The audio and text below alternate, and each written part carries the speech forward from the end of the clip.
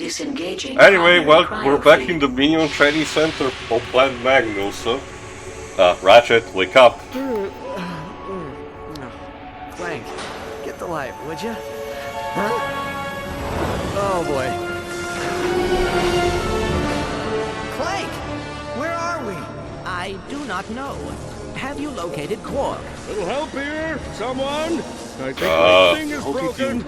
Oh, perfect. Can this get any worse? Of course. Love me. Hold me like you used to before you became a flesh. And can someone just, Qwark, you know, would yeah, ya? thank you. There you go. You twit! You dare lay your squishy hands on me? If I get down from here, I'll rip you in. Just noticed that the Groot also has been captured in a tube. Oh, hello. Hey! Hey, little girl. Can you get us out of here? Aye, Lumbax. I don't know, Ratchet. The last time we met a little girl in Size Matters, it didn't end well. I mean, so far she has managed to, you know, be helpful, so... We should go before she finds out you're here. Come on, head through the Sector 7 air vent, and we'll rendezvous on the south side. A galactic scout never leaves before her mission is complete. Is that Calf Susie? Might be, I don't remember. Well, the character is called Susie, but I don't remember who she's voiced by.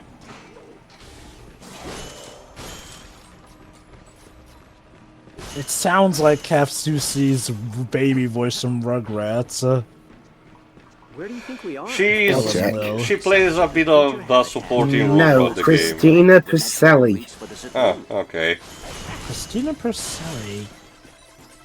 Ready. What else has she done? Well, she was in. She was some additional voices in Monsters University. Oh, she's in The Loud House. Okay. Nothing else of note, though. Some stuff, the Casa Grandes, which I think is a spin-off. Yeah. Whoa, wait, no, we're not. Beautiful test subjects, Joe. We're, Oh. new trainees? As, Was she Sylvia? Yeah, the Joe's girlfriend. Her most recent video game was Lost Judgment. Oh, okay, the spin-off of the Yugotoku Yakuza games. Anyway, the gimmick for this first part of the stage is that the AI has been successfully tricked into making for you to believe that the four heroes, quote unquote, are actually minions in trading. So instead, she puts you through the training course, which serves as a convenient tutorial for some of the co-op mechanic, like swinging on a rope. Again, this is, you know, nothing too new for Ratchet Clank games, but I can see some seed planting for the swinging in Spider-Man. I will say, one thing I would have done was have it be that you control all four characters when you're doing solo player, and that would kind of be you a can just nightmare, switch between all four. Really? I mean, there are games that have done that, like the Teen Titans game, which cycles between 5 characters, and that was done on PS2 just fine. But I mean, is it, you know, you have one on screen and you cycle through them, something like, say, the mod from Donkey Kong Country 64, I guess? No, I mean, have them all running together, where you cycle, basically, who's the leader that you're playing as. I don't know, I get the idea that there would be the AI having to handle other 3, you know, partners instead of just one, and for the specific task that you need to perform, it might cause a lot of tails goes into a bottomless pit multiple times. It already happens in this, so I get the idea they choose this to not, 1, stress too much the hardware for single player purposes, and 2, to make sure that not as many funny businesses as possible will be going on. Oh well.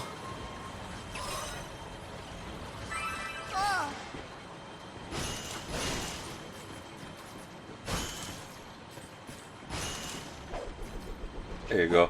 Also, worth noting is that each character do get their own melee weapon, and that you can toss like a boomerang, like Ratchet's Omni Wrench. And they are very weird. Like, for Clank, he just has like an equivalent of which not exactly the Omni Wrench. Also another creature in a tube. Qwark gets like a weird pair of like daggers or something. And same goes for Nefarious. Nefarious uses normally is, you know, the same melee attack that he had in the previous games. So do they pretty much all control identically, or Yes, does any character this get is like also- a special ability? The only major thing that changes is that each of them get a special rated weapon, but I will talk about them when they become And relevant. it's written in macaroni. Dear Lombax, these So you weren't kidding that basically playing as all four of them is identical, like, at least in Sonic Heroes you got some different abilities. I guess Ree's weapon sucks!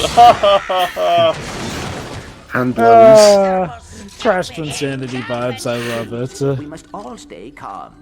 We are going to have to work together until we find out It where does we seem to are be a and special how rite to of get passage home. to have a video game installment where the hero has to work with the bad guy. Again, though, for the purpose of the gameplay, I get ready to adjust that, but it feels so weird since Clank having kinda the same size as Ratchet.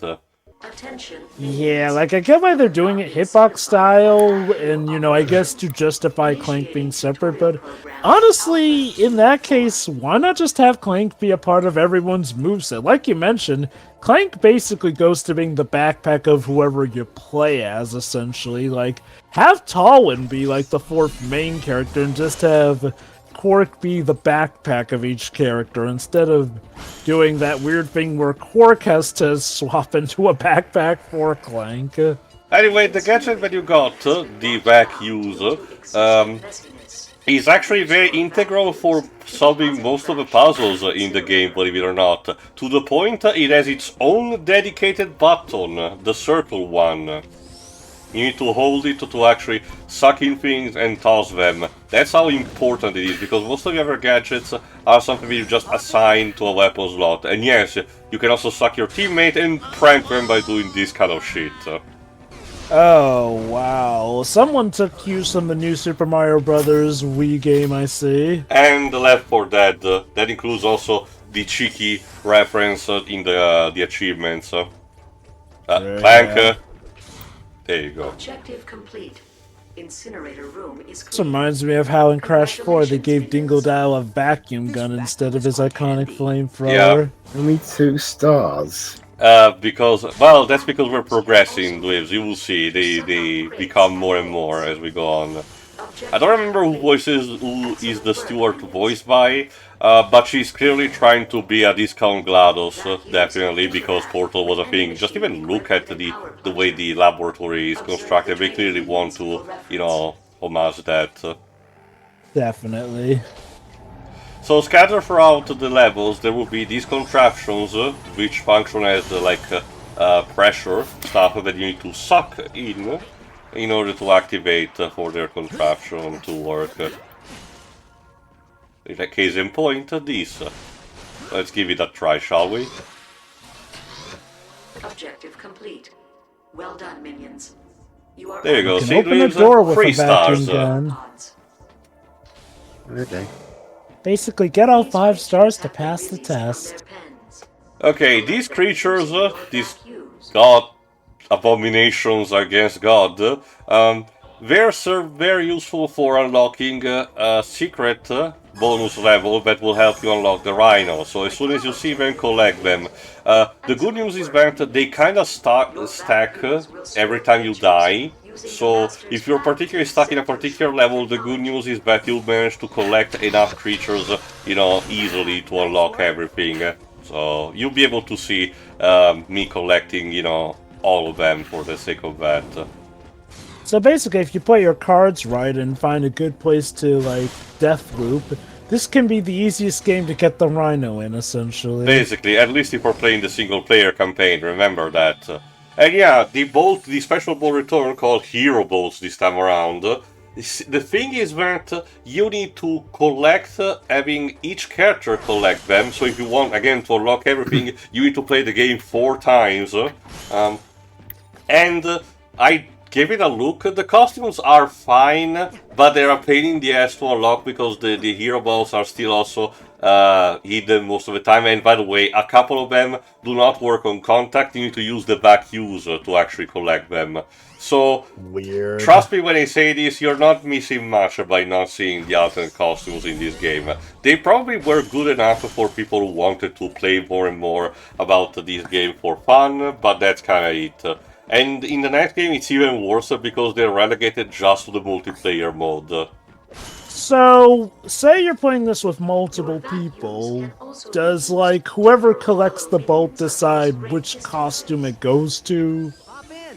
No, remember, the character that collects the bolt gets that collected. And remember when I said at the beginning, each player profile have one character profile for each of the four of them. So let's say you play for a bit with Ratchet and for a bit with Clank, each of them have a separate amount of hero bolts that they've collected for their respective sessions of the game. Well, my main question was mainly, let's say you're doing a multiplayer session and, like, you know, you get to a point where you get a hero bolt. So, like, say you're playing as Ratchet and another player is playing as, like, say, Nefarious. So, does it depend on who collects the bolt? That I do not know.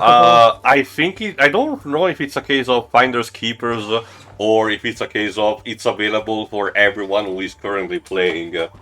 Might be the first because I'm playing single player and the bolt disappeared after Ratchet collected. It's worth noting that each of the hero bolt is colored differently for the sake of differentiating them. Ratchet is yellow, Clank is cyan, Qwark is green, and Nefarious is purple, obviously. Close enough. Welcome back, DK64. No red banana, sorry. Also, more features in the tubes. How would the Ratchet and Clank rap work? I mean, I can't... They would find a way. Lives, we had in the third game the fucking Britney Spears, song about how you should exterminate organic life. I'm not too surprised if something like that happened. Yeah. This also serves to explain you the idea about being revived by your teammate. In this case, they can use the vacuums to restore your health. Don't ask me how that works. What can't this gun do? It's not even a gun, it's a vacuum cleaner. It's like fucking the poltergeist from Luigi's Mansion.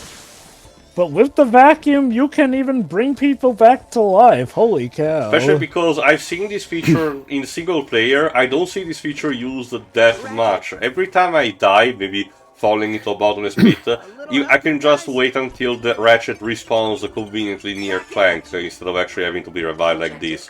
So you won't be seeing this a lot. There you go, Dweebs. 5 stars. There you go. Gold stars for everyone.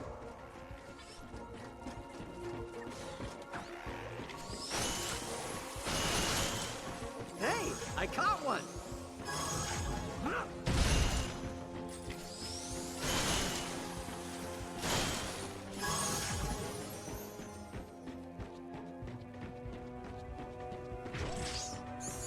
Congratulations on completing your training. You will now be transported to Sector 12 for celebratory probing.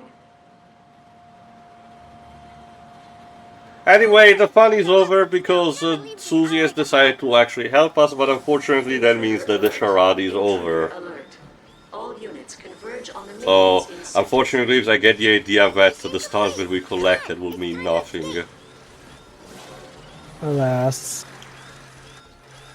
These will be the standard small minions that you will get to fight for most of the game. They're very easy to kill, like one hit or something. Do not wish to fight you, he says as he barrels into them like a tornado of Yeah, death. Clank has a bit of hypocritical humor going on about the whole, sorry, I wish not to fight you as he's currently mowing down other robots. To quote Anakin Skywalker, and I exterminated them like animals. And like, I'm sorry, but Clank's been out for blood since the first game. Yes, in the name of peace, but no, like, Clank has had almost no hesitations of dropping a mofo if he needs to. I get the idea they inserted that line to solve any potential, question that someone might have about the ethicality of Clank, mercilessly killing other robots alongside organic life forms. Hop in. You must comply with my stand down. Anyway, that was mostly because 95% of your enemy roster is consisting by robotic enemies. There will be some wildlife, don't worry, but you'll be able to see. And there you go, it presented also some enemies that need to be taken out in a unique way, like launching your partner with the vacuums. Again, the game tries to have an almost never-ending bag of tricks to keep your interest and refreshed up until the end of the game, and I kind of respect that for it, because again, it kind of functions like a bit of a precursor to stuff like that Joseph Ferris will do. Again, I haven't played the Lego Star Wars games in a long time, so if they also do this kind of thing, you know, then they have to get the credit for the most part for pioneering. But I can tell you that Insomnia bust their ass for it. Oh no. No! What are you doing? No! Oh no. Sorry, Luke.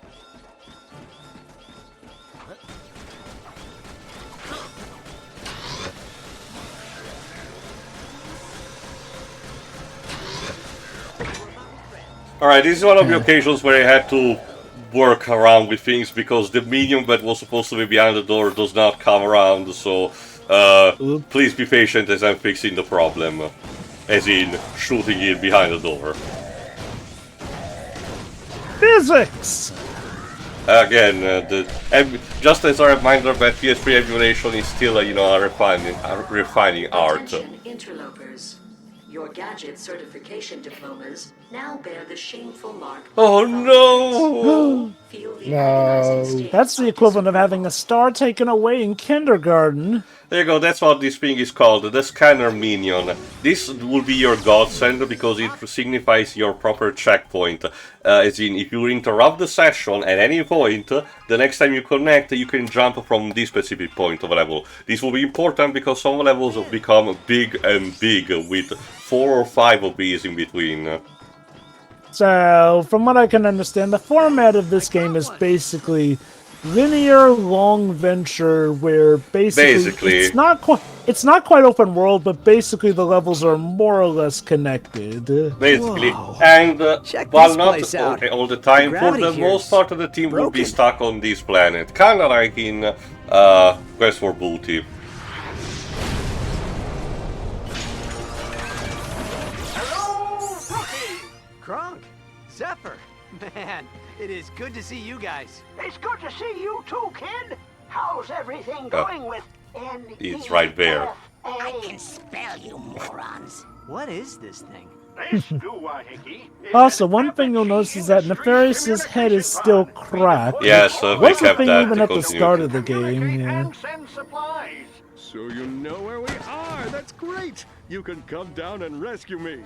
Classic Qwark. Collectively.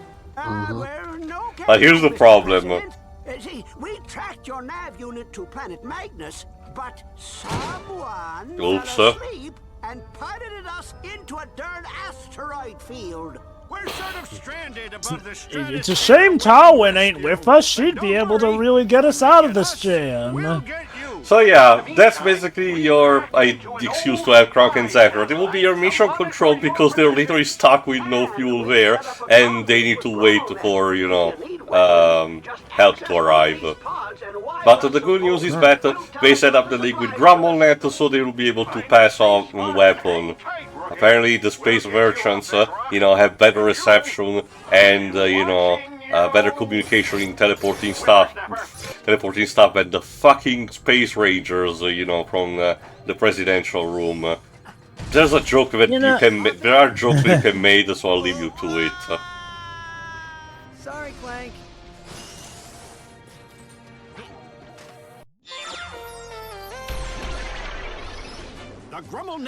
Alright, the next weapon is the Arc Lasher. It's a bit similar to the whip, but it has a more practical function. It locks onto an enemy to stun it. Activating multiple whips. Again, if there's something that I can say is that the arsenal is also consistently wacky with the unique properties. So there is that. And once again, it incentivizes co-op. In this case specifically, maybe one player can actually hold a target, you know, that is very resilient in place with the Arc Lasher, while the other shoots at it.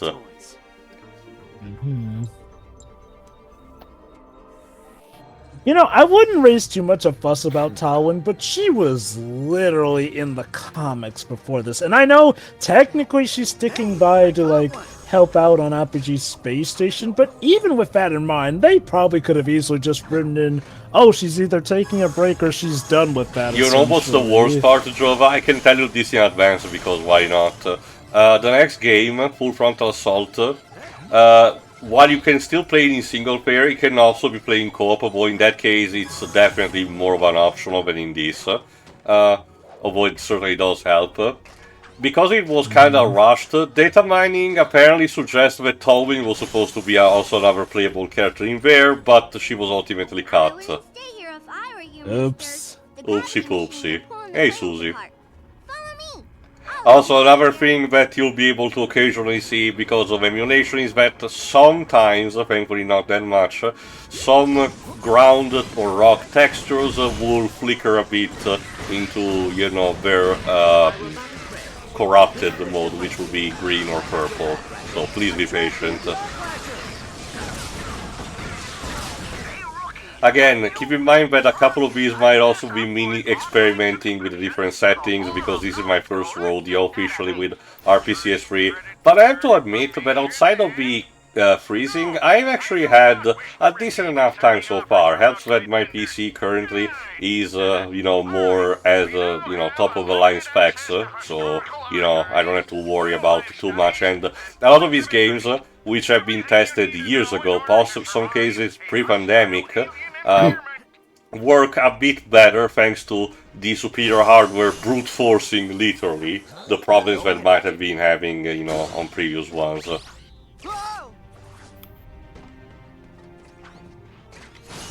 But yeah, for now, Ratchet and Clank are stuck in the Owlboy dimension, where there are floating rocks all over the place. I mean, I guess you can make a, you know, a cheeky joke and say that it's more resembling the old Spyro games, where a lot of levels were floating rocks in the sky, but still. I will help you, Ratchet. You have attempted to prematurely terminate the life. Unfortunately, it's gonna be a bit before we actually get a more efficient crowd control weapon, so... Hey, get away from my pal. There you go. Of course, you got banter between characters based off of combinations. Like I said, I tried just for experiment to see how the other characters are like, and the banter that is between Clank and Qwark is a bit meh, and the one between Qwark and Dr. Nefarious is a bit more interesting, because on one hand, Clank resents what happens in A Crack in Time, but at the same time, there's apparently a bit of kinship for the fact that, you know, Nefarious is roboticized himself. But that's kinda it. Not really worth getting a look or a listen at, to be honest, especially because they don't really change the game outside of giving flavor in between the levels. So. I do find it weird, since that's kind of a staple of these sort of multiplayer games. Okay, maybe it was part of Insomniac kind of stepping into relatively unfamiliar territory that they wanted to play things most likely. safe, or... yeah. They hadn't really done up until this point, they only had worked for when it comes to multiplayer and co-op stuff with stuff like Resistance, potentially, and I think around the same time they had been releasing Fuse for Electronic Arts, topical. So that's basically the extent of what they knew back then. I will say this, between cases like this or Resistance, it seems like even when they're shoehorned into situations where they're clearly doing something outside their comfort zone, they seem to be adaptable enough that they can make serviceable titles. Now you're transported into the secret lab of Dr. Frampus Troid, voiced by Robin Atkin Dawes. Again, similar to Resistance, this guy is fucking carrying on his back all the voice acting for Insomnia games, at least around this time. They function as mini-puzzles. You and your partners, or partners, you need to work out by having the creature in the lab reach from point A to point B without falling out of the tubes. So, good luck! I also dig the music that is used in this. Again, they clearly, someone clearly liked Portal in the development team. And I see someone liked Crash to Insanity, because this is pretty much like the Doc Amok sections. Did we mention this game's composer? No, go on. It's Michael Bross. I forgot it. And no, it wasn't the same composer. It wasn't the same composer for Crack in Time.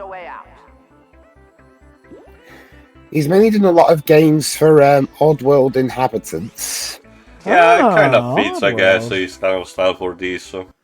And again, the score in this is serviceable. Nothing that I will remember completely, but you can tell that we're kinda getting there. The whole, you know, franchise, despite not having a leitmotif, the franchise being more appreciated. So the most recent game he did was the 2016 reimagining. You know, that honestly is an interesting thing about Ratchet. For as long as this series has ran, yeah, it's never really had a running musical theme or leitmotif to call its own. Again, I can hope that Rift Apart is, you know, is the game changer, because that one did try to have, you know, proper leitmotif and memorable scores for the characters. So here's hoping, I guess. We'll have to see, you know, how long is the game gonna have to wait after Wolverine, or, you know, consecutively. And will that next game finally be the one to remember Tywin? Like, okay, yes, and I know she is into the Nexus, but anyway, still. This particular, some of the rocks, the standard one that you see, the darker brown shade rocks, are the ones that actually crumble under your feet, while the ones with the red borders do crumble instead if an explosive is actually set off. So you need to watch out from TNT crates, or this guy, the turret that deploys bombs, pyromite specifically. Oh, and that particular, you know, animal, that particular species gets used to test out, you know, all the dangers that happen. So every time you get to see a new enemy introduction or a hazard being introduced, expect that 4 species to be the victim of that. We do not wish to fight you. I will help you, Ratchet. There you go. I found ammo. Oh, and by the way, because this game needs to, you know, make sure to tell the players when, you know, a character has like collected ammo or something, just to be, you know, to be on point with what they have in their arsenal and something. This game suffers a bit from Sonic Boom Rise of League syndrome, of the characters constantly having to say stuff like that and say, ah, nice, more ammo, or maybe we can use that ramp right there. I have definitely noticed that the dialogue is already starting to get a bit repetitive of what the characters say. Compared to Sonic Boom Rise of League, I find it more fine, more tolerable, and more justified, to be honest. Because for this particular case, you have ranged weapons, but so you need to be reminded actually when you're not out of ammo, you know, or when you need nanotech. So I can excuse it more than, you know, Rise of League on that front. And the frequency is not as grating, because that was the other, you know, major problem of that. Speaking of Sonic, you might have heard occasionally that when you successfully complete one of the swinging sections without falling, you get a doorbell-esque jingle, kind of like in Sonic Unleashed. Beautiful. Wonderful for if you have dogs. Pavlovian reactions, I guess. Some people have had many stories on how their pets reacted to the doorbell sounds from Sonic Unleashed. There appear to be fluctuating gravity indexes all across your sector. Why would anyone want to disrupt gravity on Whee! Because of lower gravity, that means jumping higher. Well, this is interesting. Alright then. Whee! When did the score for the 2012 Dracula get in here? I haven't seen that movie. It's the one from Argento. Oh, from Wait, is that Dracula Untold? No, that one was 2014. No. Dracula 3D. There was a Dracula movie in 2012. To be fair, Joba, Joba, there was a Dracula movie in like either last year or 2 years ago, which is specifically an expansion of that section where Dracula in Bram Stoker's novel, you know, travels via boat and kills all the occupants. They decided to make a movie entirely about that. Figures. Huh. That one kind of went under my radar. And if I recall correctly, it did not sell that much at the box office. I see that it's kind of cute, as you know, take one specific aspect of the story and expand upon it. It's a concept that I wish was done a bit more, but unfortunately these days it can come across as predatory of a company to exploit a franchise, you know, in all of its aspects. So what can you do about it? You know, given that Castlevania has more or less confirmed that Bram Stoker's Dracula is part of the canon in the timeline, I wonder if eventually it'll make a series. I wonder if it'll make a game that's basically the events of that. Could story. be, especially because it kind of fits with the canon that for a couple of centuries the Belmonts were not the de facto, you know, vampire hunters, and someone has to take over them. Anyway, because otherwise the levels will be too long, we're interrupting for now, so join us in the next part, where the brave heroes, again, let's just roll with it, will have to continue through the 14 rocks. See you for that. See ya. See ya.